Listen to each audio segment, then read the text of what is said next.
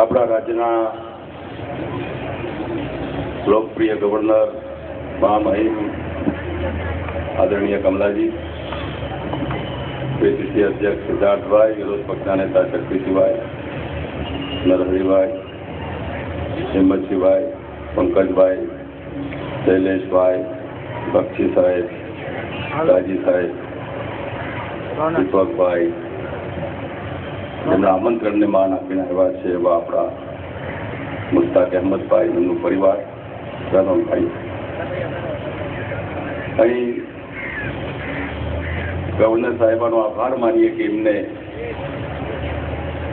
આ કાર્યક્રમ માટે હા પાડી અહીં આવવું, બધાના વચ્ચે પ્રોત્સાહન આપવું.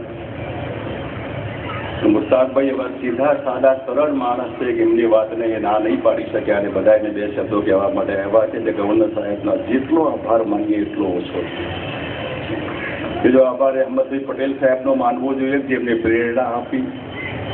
અહેમદભાઈ સાહેબ ઘણા બધાને પ્રેરણા આપતા હોય છે, પણ બધા અમલમાં મૂકતા હોય છે એવું નહીં. સારી રીતે સારી વ્યક્તિની વાત માનીને બેગમ સાહેબના સાથે નામ જોડીને આ ઇંગ્લિશ મીડિયમ ઇન્સ્ટિટ્યૂટ એમને શરૂ કર્યો છે. શાહજહાં ભલે તાજમહેલ બાંધ્યો હોય, પણ આ આપણો તાજમહેલ જ છે. એમને પણ એમના બેગમના નામે આખા ગુજરાતમાં કોઈ એક સમાજ સૌથી વધારે પછાત હોય, પાછળ, તો મુસલમાન સમાજ. કોચલામાં બંધ રહીને આમને આમ કબ્રસ્તાનમાં જશો ને તો કોઈ પૂછશે નહીં તમે જીવતા હતા કે મરી ગયા. જો આ ભણવાનું ભૂલશો તો જિંદગી આખી બાતલ જશે અને કોઈ તમને સાથે રાખવા તૈયાર નહીં થાય. એકમાત્ર ભણતર તમારી સાથે આવશે. તમે કદાચ કરોડપતિ હશો, પણ જો અભણ કરોડપતિ હશો એનો કોઈ મતલબ નથી. પણ સામાન્ય તમે BA, LLB, MO કે ડોક્ટર, હા ના આટલું ભણેલા હશો, ક્વોલિફાઈડ જેને કહેવાય, કેળવાયેલા હશો, તો એ ઘણું છે.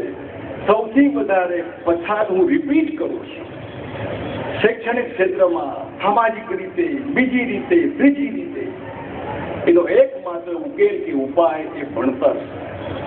અહીં કમસે કમ અમદાવાદમાં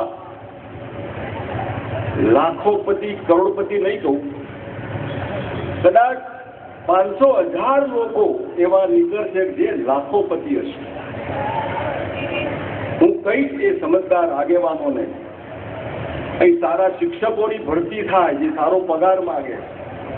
સારા પગાર વગરના શિક્ષક ભાઈ બહેનો મૂકશો તો કોઈનો મતલબ નથી. સારો પગાર, સારા શિક્ષકો ભાઈઓ બહેનો જે કંઈ મૂકવાના હોય મૂકે.